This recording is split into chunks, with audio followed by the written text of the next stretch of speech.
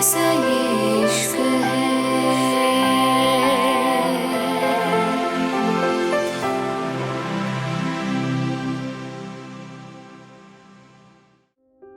Mumbai. Media के सवाल पे अचानक ही सब लोग शांत हो गए थे। हर कोई ये बात जानना चाहता था, आखिर रातों रात ऐसी कौन सी लड़की। शेखावत परिवार की इकलौती बहू बन चुकी थी। अभी रिवांश कोई जवाब देता, तभी रुद्राक्ष बीच में आते हुए बोला, रूहानी राव्या की स्टेप सिस्टर है। रूहानी की मॉम इस दुनिया में नहीं है और रूहानी इंडिया में नहीं रहती थी। कुछ वजह ऐसी बनी जिसकी वजह से रूहानी को राव्या की जगह लेनी पड़ेगी। अब हम सवालों और जवाबों का सिलसिला यहीं खत्म करते हैं। आप हमारे गेस्ट हैं और हमारे बेटे और बहू की खुशी में आप शामिल हुए, उसके लिए हम आपका शुक्रिया अदा करते हैं। अब आप एंजॉय करिए। इतना कह के रुद्राक्ष ने रिवांश को देखा था, जो बिल्कुल खामोश खड़ा था, जैसे उसको इस तमाशे से कोई फर्क नहीं पड़ता हो। रूहानी भी सामने देख रही थी। सब लोग उसको देख रहे थे। वो बहुत खूबसूरत लग रही थी। उसकी खूबसूरती इस वक्त उसके चेहरे से झलक रही थी।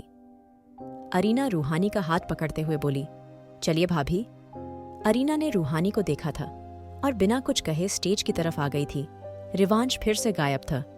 अभी रूहानी को बैठे हुए कुछ देर हुई थी जब उसके साइड में अंजलि आके बैठ गई थी। रूहानी के चेहरे पे डर दिखने लगा था। अंजलि जबरदस्ती मुस्कुराते हुए रूहानी का हाथ टाइट पकड़ते हुए बोली, बहुत खुश होगी ना तू? आज मेरी बेटी की जगह लेके बैठी है। तू यही चाहती थी, तभी तो तेरे चेहरे पे शिकन नहीं, अपना जिस्म बेचने वाली का खून आज इतने बड़े परिवार की इज्जत बनी बैठी है। लेकिन तेरी ये खुशी सिर्फ कुछ पल की है, क्योंकि मेरी राव्या जल्दी ही वापस आएगी और रिवांश तुझे खुद यहाँ से धक्का देकर बाहर निकालेगा।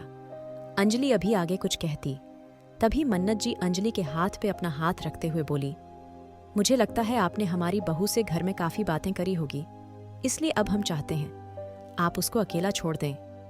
मन्नत जी की बात पे अंजलि हैरानी से बोली, वो मैं तो बस रूहानी से पूछ रही थी, उसको यहाँ ज्यादा बुरा तो नहीं लग रहा। अंजलि की बात पे मन्नत जी मुस्कुराते हुए बोली, ज्यादा बुरा नहीं, उसको यहाँ थोड़ा भी बुरा नहीं लग रहा, और लगेगा भी तो हम हैं उसके साथ, उसका हस्बैंड है। आपको फिक्र करने की जरूरत नहीं। अब आपको हमारी बहू की फिक्र छोड़ देनी चाहिए, क्योंकि वो वही है जहाँ उसको होना चाहिए। खाना ठीक से खाएगा मिसेस अग्रवाल, अगर आपको डाइजेस्ट हो जाए तो। इतना कह के मन्नत जी रूहानी के पास आ गई थी। अंजलि हैरान थी। जो लोग कल तक उससे नफरत करते थे, वो आज उसके इतने ज्यादा सगे कैसे बन गए थे। उसको डर लगने लगा था, अगर रिवांश पे रूहानी का जादू चल गया था तो राव्या का क्या होगा। यही सोच के उसने दूर खड़े रिवांश को देखा था, जो गुस्से से रूहानी को देख रहा था। रूहानी भी मन्नत के बिहेवियर से हैरान थी, क्योंकि मन्नत उससे कल तक नफरत कर रही थी, लेकिन अब उसकी आंखों में प्यार था, मोहब्बत थी, जिसको रूहानी चाह के भी इग्नोर नहीं कर सकती थी। मन्नत रूहानी का हाथ पकड़ते हुए बोली, आई एम सॉरी रूहानी, में शायद अपने पोते के प्यार में इतनी अंधी हो गई थी, तुम्हारा दर्द भूल गई थी, मुझे माफ कर दो। इतना कह के मन्नत ने रूहानी का हाथ पकड़ लिया था। रूहानी धीरे से बोली, आप प्लीज माफी मत मांगिए, आपकी कोई गलती नहीं, ये सब तो किस्मत का फैसला है और मैंने भी किस्मत पे छोड़ दिया। अब जहां मेरी किस्मत मुझे ले जाएगी मैं वहीं जाऊंगी। इतना कह के रूहानी की आंखें हल्की सी नम हो गई थीं। मन्नत जी उसका हाथ पकड़ते हुए बोली, तुम्हारी किस्मत तुम्हें बहुत अच्छी जगह लेके जाएगी रूहानी, बस तुम थोड़ा सा इंतजार करना। इतना कह के मन्नत रूहानी ने रूहानी के सर को चूम लिया थे और फिर कुछ देर बाद वो वहां से चली गई थी। वहीं रिवांश किसी क्लाइंट से बात कर रहा था जब वो अचानक से बोला, मिस्टर शेखावत, आपकी वाइफ काफी खूबसूरत है। क्लाइंट की बात पे जैसे रिवांश के अंदर एक नफरत सी झलकी थी, वो धीरे से बोला, सो क्या हम यहां उसकी खूबसूरती के ऊपर डील करने के लिए बात कर रहे हैं? अचानक ही रिवांश की बात पे जैसे वो क्लाइंट हैरान सा रह रहा था। रिवांश जल्दी से बोला, सर आप। लेकिन तब तक रिवांश जा चुका था। कुछ देर बाद रिसेप्शन खत्म हो गया था और रुद्राक्ष हया के दिल में ढेरों सुकून उतर आया था। उनके गार्ड्स ने और मैक्स ने काफी अच्छे से सब संभाल लिया था। मीडिया ने कोई भी गलत सवाल नहीं पूछा था और लोगों ने भी ज्यादा सवाल जवाब नहीं करे थी, और सबको रूहानी पसंद भी आई थी। वो अपने बेटे से भी काफी खुश थे, क्योंकि भले ही सब जानते थे राव्या रिवांश एक दूसरे को डेट कर रहे हैं, लेकिन रिवांश ने कभी इस बात को लेके कोई ऑफिशियल अनाउंसमेंट नहीं की थी और ना ही उनकी फैमिली की तरफ से इस रिश्ते के बारे में कोई बात करी गई थी। इसलिए सबने इस शादी को सही मान लिया था, क्योंकि अक्सर बड़े लोगों में रिश्ते टूटते और जुड़ते रहते हैं, ऐसा लोग सोचते थे। इसलिए कोई इस शादी को ज्यादा बड़ा मुद्दा नहीं बना रहा था। लेकिन अगर आज रिवांश मीडिया के सामने कुछ बोल देता था तो शायद इस बात का मुद्दा बन सकता था, लेकिन ऐसा कुछ नहीं हुआ था। सब गेस्ट के जाने के बाद रिवांश और रूहानी भी अपने कमरे में चले गए थे। रूहानी बेड पे बैठी हुई थी। उसने अभी तक चेंज नहीं किया था। उसके दिमाग में कुछ चल रहा था। बाहर हल्की हल्की हवा चल रही थी, लेकिन बाहर की खूबसूरती उसके अंदर के तूफान को शांत नहीं कर रही थी। उसके दिमाग में अंजलि की बातें घूम रही थीं। अगर राव्या वापस आ गई, वो फिर से अकेली हो जाएगी, सब उसको छोड़ देंगे। उसकी आंखें हल्की सी नम हो गई थीं।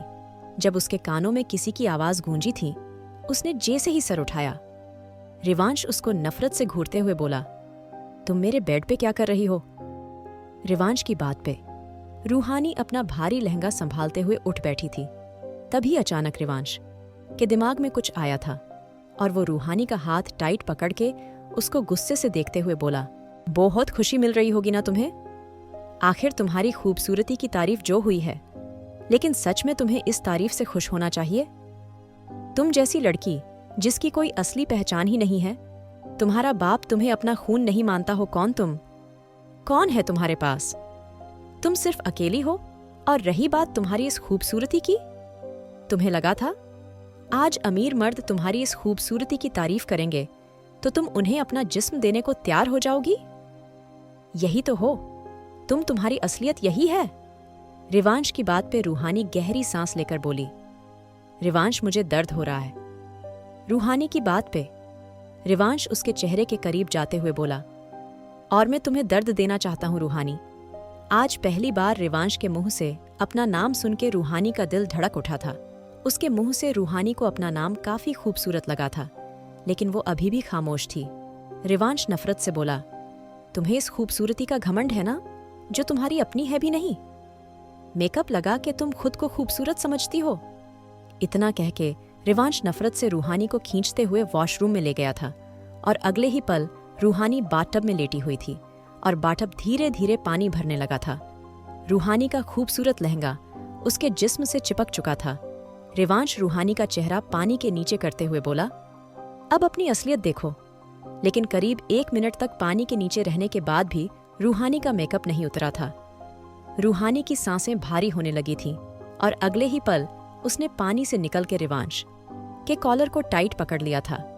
वो रिवांश के सीने से चिपक चुकी थी। रूहानी गहरी गहरी सांस ले रही थी। उसका सीना ऊपर नीचे हो रहा था। कपड़े इस हद तक जिस्म से चिपके थे जिससे काफी कुछ जाहिर हो रहा था, जो शायद इस वक्त किसी के अंदर की आग को दहकाने के लिए काफी था। लेकिन रिवांश का ध्यान रूहानी के खूबसूरत चेहरे पे था। रिवांश रूहानी के बाल पकड़ के उसको खुद से दूर करते हुए उसका चेहरा ऊपर करके बोला, शायद तुम्हारे चेहरे पे लगा मेकअप भी तुम्हारी तरह बेशर्म है। इतना कह के रिवांश ने बेदर्दी से अपनी उंगली ऊपर करके रूहानी के चेहरे को रब करा था, लेकिन उसके चेहरे से कुछ भी नहीं उतरा था। रूहानी धीरे से बोली, रिवांश। उसकी आवाज पे रिवांश उसके मुंह को टाइट पकड़ के अपने होठों के करीब करते हुए बोला, मेरा नाम तुम्हारी जुबान से अच्छा नहीं लगता। उसकी बात पे रूहानी धीरे से अपनी आंखें खोलते हुए बोली, रिवांश, ये मेरा असली चेहरा है, यही मेरी असलियत है। जो तुमने देखा था वो एक झूठ था जो मैंने इस दुनिया के लोगों से बोला था, क्योंकि मैं बचपन से सुनती आई थी ये खूबसूरती मेरे लिए नहीं है, इसलिए मुझे बदसूरती की चादर में ढलना पड़ा था। रूहानी के होंठ ये सब कहते हुए कांप रहे थे। कुछ पल को रिवांश हैरान रह गया था, लेकिन अगले ही पल उसके चेहरे के वही भाव थे। वो पागलों की तरह हंसते हुए बोला, वाओ, ग्रेट, मानना पड़ेगा। कितनी चालाक हो तुम। तो ये सब किस लिए किया तुमने? सिंपैथी लेने के लिए, या फिर इस बदसूरती की चादर में ढल के बदसूरत काम करने के लिए? अचानक से रिवांश की बात पे रूहानी हैरानी से बोली, क्या बोल रहे हो तुम? रिवांश रूहानी की आंखों में देखते हुए बोला, ताकि तुम जब गैर मर्दों के पास जाओ तो तुम्हारी असलियत सामने ना आए। रिवांश की बात पे जैसे रूहानी का दिमाग खराब हो गया था। वो नफरत से चीखी बहुत हो चुका। रिवांश शेखावत, तुम होते कौन हो? हर बार मेरे कैरेक्टर पे सवाल उठाने वाले। तुम होते कौन हो? मुझे हर बार हर्ट करने वाले। रूहानी की बात पे रिवांश उसको पानी के अंदर धकेलते हुए बोला, आवाज नीची करके बात करो। रूहानी गुस्से से बोली, नहीं करनी? मुझे आवाज नीची में क्यों आवाज नीची करके बात करूं? क्या गलती है मेरी रिवांश? और तुम्हें क्या लगता है मैं अपना जिस्म बेचती थी? मेरा यही काम था तो ठीक है, तुम खुद देख लो। मैं अपना जिस्म बेचती थी? मैं जिस्म बेंच के खुद के शौक पूरे करती थी? तो ठीक है, अब मैं इस दुनिया के सबसे अमीर आदमी को अपना जिस्म बेचना चाहती हो। इससे तुम्हें यह अंदाजा भी हो जाएगा मैं कितनी सच्ची हूं। तुम खुद आके देख लो मेरे जिस्म के साथ कितने मर्द खेल चुके हैं। इतना कह के रूहानी ने गुस्से से अपने जिस्म से उस कपड़े को भी खींच दिया था जो इस वक्त उसके जिस्म से चिपका हुआ था। अचानक ही रूहानी का खूबसूरत शरीर रिवांश के सामने आ गया था। रिवांश हैरानी से रूहानी को देख रहा था। रूहानी के ब्लैक अंडरगारमेंट्स उसकी बॉडी को और खूबसूरत बना रहे थे, लेकिन उसकी आंखों में आग थी जो इस वक्त रिवांश के लिए थी।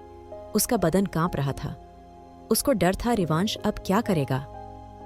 लेकिन वो हर रोज ये बातें नहीं सुनना चाहती थी। वो थक चुकी थी इन बातों से, इसलिए तड़पते हुए रिवांश को देख रही थी और रिवांश बिना किसी एक्सप्रेशन के उसको देख रहा था। आखिर क्या करेगा अब रिवांश? क्या सच में रिवांश बढ़ेगा आगे? जानने के लिए सुनिए married to cold hearted billionaire.